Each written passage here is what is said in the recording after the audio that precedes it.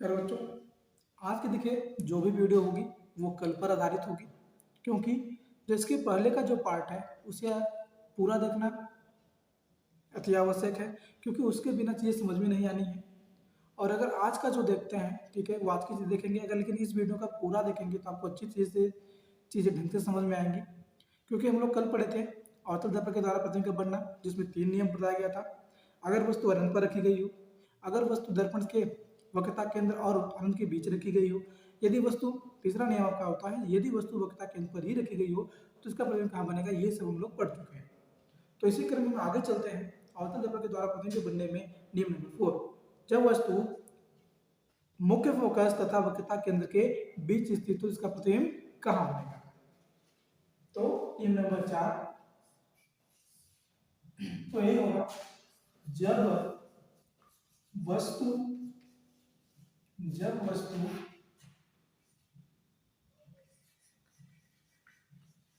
वक्रता केंद्र तथा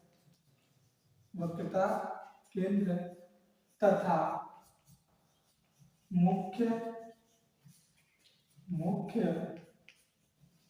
फोकस के बीच स्थित हो। ठीक है, अब ये पढ़ना है, जब वस्तु वक्रता केंद्र तथा मुख्य फोकस के बीच स्थित हो तो इसका प्रतिबिंब कहाँ बनेगा और कैसा बनेगा। इसके लिए हम लोग क्या करेंगे, पहले दर्पण बनाएंगे। ये देखिए, ये हो गया आपका अवतल दर्पण, जिसका नाम क्या होगा, M1 और M2। यहाँ से ऊपर जाएगी मुख्य रेखा, इसे दिखाएंगे, ये होगा ध्रुव P, ये होगा फोकस बिंदु और ये क्या होगा, वक्रता केंद्र। अब वस्तु इन दोनों के बीच रखी गई, वस्तु इन दोनों के बीच रखी गई हो, इसका नाम होगा A व B। अब यहाँ से प्रकाश किरण चलेगा मुख्य से समांतर, समांतर चलने के बाद क्या होगा, समांतर चलने के बाद क्या होगा, दर्पण से टकराएगा और दर्पण से टकराने के बाद क्या हो जाता है, सीधा चला जाएगा, मुख्य फोकस होता हुआ जाएगा। अब दूसरे के क्रम में आगे जब बढ़ेंगे, यहाँ प्रकाश किरण निकलेगा, तो आप जानते हैं कि जब कोई प्रकाश किरण मुख्य फोकस होकर दर्पण पड़ता है तो मुख्य अक्ष के समांतर हो जाता है।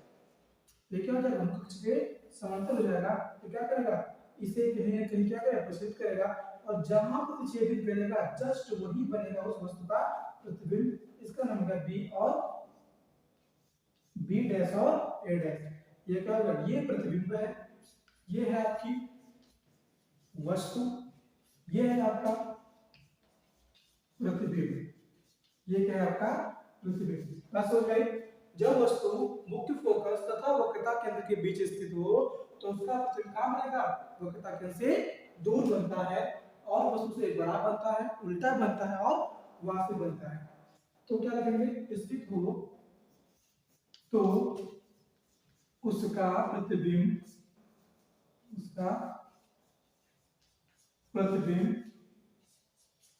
वक्रता केंद्र से दूर, वक्रता केंद्र से दूर, उल्टा,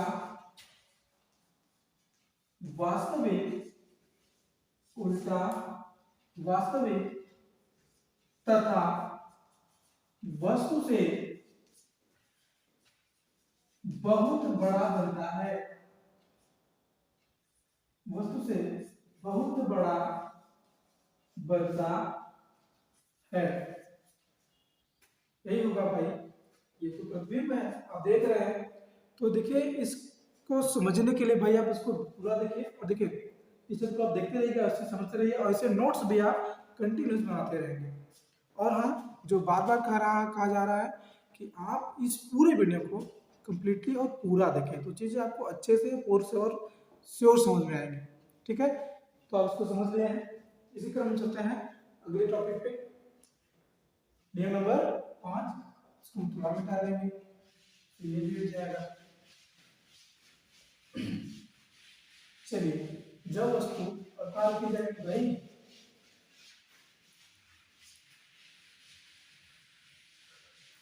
अब है पांचवा नियम कहता है कि जब वस्तु अब कहाँ रखी चाहिए, मुख्य फोकस पे रखी जाए। अब रहेगा, जब वस्तु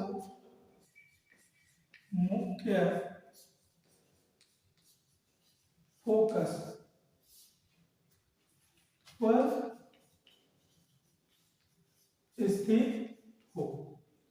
ठीक है, अब लास्ट में आगे जब वस्तु कहाँ होगी मुख्य फोकस पर ही स्थित हो तो उसका प्रतिबिंब कैसे बनेगा, तो उसको हम लोग देखते हैं अगले चित्र में। तो पहले ये होगा आपका अवतल दर्पण जिसका नाम M1 और M2 है। ये हो गया मुख्य अक्ष, ये हो गया P, ये हो गया F और ये हो जाएगा आपका C। ठीक है, ये क्या होगा C। अब ये क्या होगी मुख्य अक्ष है, ये ध्रुव है, फोकस बिंदु वक्रता के। अब कहा जाए कि नहीं अब वस्तु कहाँ रखी गई है मुख्य फोकस पे जिसका नाम क्या हो गया A और B, ये वस्तु की लंबाई है। अब यहाँ से जब इसको बनाएंगे ये यहाँ चलेगा।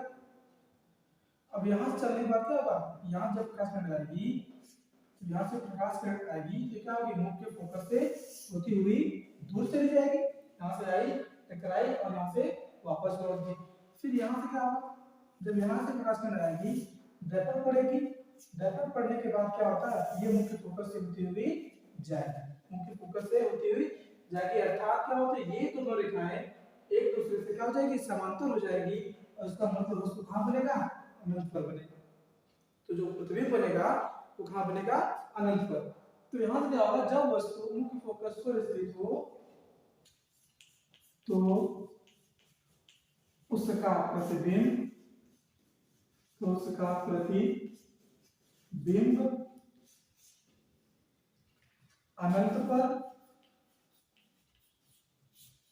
अनंत पर वस्तु से बहुत बड़ा तथा वस्तु से बहुत बड़ा तथा वास्तविक बनता है, वस्तु से बहुत बड़ा तथा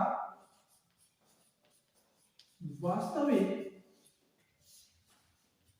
बनता है। ठीक है, देखिए यही है जब वस्तु मुख्य फोकस पर, खास करके जब वस्तु मुख्य फोकस पर रखी जाए तो उसका प्रतिबिंब कहाँ बनेगा, तो जब वस्तु मुख्य फोकस पर स्थित हो तो उसका प्रतिबिंब अनंत पर वस्तु से बहुत बड़ा तथा वास्तविक बनता है। और अनंत पर बहुत बड़ा तथा वास्तविक, बहुत बड़ा तथा उल्टा वास्तविक बनता है। ठीक है, हर कंडीशन में एक कंडीशन बनेगी तो आप इसको देखते रहिए। और इसके बाद हम लोग चलते हैं अगले पे, पॉइंट नंबर 1 इसको आप लिख लीजिएगा। ठीक है, इसके बाद चलेंगे अगले नियम पे, तो नियम नंबर 6 इसको मिटाना पड़ेगा भाई। तो उसके बाद हम आगे चलते हैं, तो नियम नंबर कौन सा 6, ये छठा है और अंतिम भी है उत्तर दर्पण के द्वारा।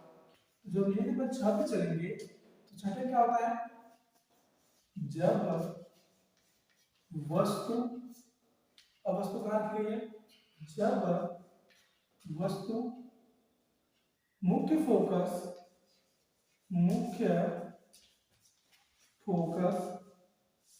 तथा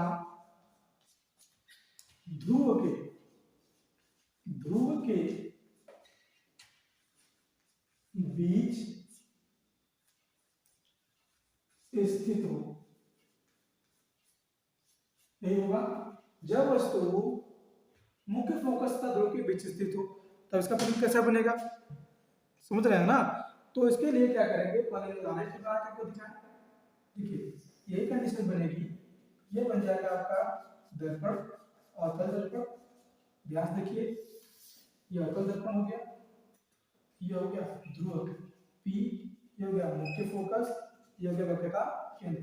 अब ये वस्तु ऐसे चल रही थी, अब वस्तु कहाँ गई है, धीरे से वहां से आते आते यहाँ चली गई है मुख्य फोकस पे। अब इसके पहले जानते हैं कि दर्पण के इधर का भाग कैसा होता है, परावर्तक होता है, चिकना होता है, लेकिन दर्पण के इधर का भाग क्या होता है, परावर्तक नहीं होता, अभी वहां पे कलैया पेंट किया गया होता है। तो क्या करेंगे, प्रकाश किरण यहाँ से तो आएगी, यहाँ से आने के बाद ये होकर जाएगी कहाँ से, मुख्य फोकस से होकर जाएगी, लेकिन इसे क्या करेंगे पीछे दिशा में थोड़ा बढ़ा देंगे आभासी ढंग से, इसको इधर बढ़ाया जाएगा, ये लाइन सीधी होगी। उसके बाद प्रकाश क्या होगी, वक्रता कैंसिल होकर यहाँ आएगी, वक्रता कैंसिल होकर यहाँ आएगी। यहाँ आने के बाद इसका क्या होगा, अपवर्तन तो होगा, मतलब यहाँ जाने के बाद परावर्तन की इफेक्ट किसी मध्य में लौट जाएगी। लेकिन फिर भी क्या करते हैं, इसे पीछे की दिशा में भी बढ़ाते हैं। जब पीछे दिशा में बढ़ाएंगे तो ये दोनों रेखाएं कहाँ काटेंगी, दर्पण के पीछे काटेंगी। जब दर्पण के पीछे काटेंगी तो इसका प्रतिबिंब कहाँ बनेगा, दर्पण के पीछे, दर्पण के पीछे बनेगा, जिसका नाम क्या हो जाएगा, इसका नाम होगा ए, इसका नाम होगा बी, हो जाएगा ए डैश, एक हो जाएगा बी डैश। ये क्या हो गया भैया, प्रतिबिंब। ये क्या है, प्रतिबिंब है। और ये क्या है, आपकी वस्तु है। ये हो गया प्रतिबिंब और ये हो गया वस्तु। तो इसमें देखिए स्पष्ट हो गया प्रतिबिंब कैसे बना। तो अभी जितना हम लोग पढ़े उसमें प्रतिबिंब उल्टा बन रहा था, लेकिन इसमें प्रतिबिंब किसका बना हुआ है, सीधा बना हुआ है, वस्तु बड़ा बना हुआ है, लेकिन इसको डॉटेड लाइन से लिखा गया है। इसका मतलब क्या होता है कि ये कैसा प्रतिबिंब होगा, आभासी होगा। तो इसका मतलब ये होगा कि जब वस्तु मुख्य फोकस तथा ध्रुव के बीच स्थित हो तो इसका प्रतिबिंब, दर्पण के पीछे आभासी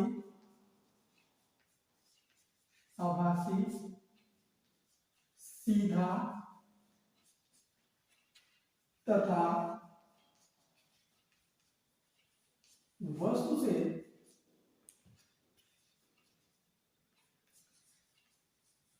बड़ा बनता है, वस्तु से बड़ा बनता है। अब इसको देख लीजिए, ये चीजें क्लियर है, ठीक है। अब देखिए, आज हमने आप लोगों को अवतल दर्पण के द्वारा प्रतिबिंब की गणना, कैसे प्रतिबिंब बनता है, क्या किरण आरेख होता है, कितने नियम है, तो हमने सबको आज क्लियर करा दिया। टोटल अवतल दर्पण के द्वारा प्रतिबिंब के बनने में 6 नियम होते हैं। 6 में पहला नियम क्या होगा, जब वस्तु अनंत पर स्थित हो। दूसरा, जब वस्तु वक्रता केंद्र पर स्थित, मतलब अनंत तथा वक्रता केंद्र के बीच स्थित हो। तीसरा, जब वस्तु वक्रता केंद्र पर स्थित हो। चौथा, जब वस्तु अनंत तथा वक्रता केंद्र मुख्य फोकस के बीच स्थित हो। चौथा, जब वस्तु कहाँ, मुख्य फोकस पर स्थित हो। और जब पांचवा कौन है, जब वस्तु मुख्य फोकस था ध्रुव के बीच स्थित हो। तथा लास्ट है छठा, जब वस्तु तथा मुख्य फोकस के बीच स्थित हो, उसका प्रतिबिंब कैसा बनेगा। और इस वजह से भी इसमें आपने नोटिस किया होगा, जैसे देखिए, जब वस्तु बहुत दूर थी तो उसका प्रतिबिंब ध्रुव के पास बन रहा था, छोटा बन रहा था, बिंदु के समान बन रहा था। लेकिन जब उसी कंडीशन में जब वस्तु धीरे धीरे दर्पण के पास आती जाती है तो वैसे वैसे उसका प्रतिबिंब कैसा होता है, दर्पण से दूर और बड़ा बनते हुआ जाता है। तो और खाली सिर्फ एक कंडीशन पे कि जब वस्तु वक्रता केंद्र पर स्थित थी तभी उसका प्रतिबिंब वस्तु के समान बना, उल्टा बना, वास्तविक बना तथा वस्तु के बराबर बना। ये चीजें हैं 6 नियम है। और 6 नियम में सिर्फ एक बार आभासी बनता है, कब, जब वस्तु मुख्य फोकस तथा ध्रुव के बीच स्थित हो। अन्यथा 5 कंडीशन में वस्तु उल्टा बनता है, वास्तविक बनता है, लेकिन इसमें सिर्फ कैसा बनता है, आभासी बनता है। तो आज एक खत्म। कल के वाले वीडियो में हम लोग पढ़ेंगे अवतल नहीं उत्तल दर्पण के द्वारा प्रतिबिंब का बनना। तो इसमें जिसमें सिर्फ 2 ही कंडीशन होगी, दोनों कंडीशन के लिए आपको बताए जाएंगे। लेकिन आप लोगों से मस्त एक ही गुजारिश है कि आप इस वीडियो को पूरा देखें, शुरू से अंत तक देखें। जब पूरा देखेंगे तो चीजें आपको समझ में आएंगी, क्योंकि देखिए हम लोग आपके लिए कठिन परिश्रम कर रहे हैं, तो आपका भी योगदान बनता है कि आप इस वीडियो को पूरा देखें। ठीक है, तो मिलते हैं उत्तल दर्पण के द्वारा बनने के वाले वीडियो में, मतलब नेक्स्ट वीडियो में। ठीक है।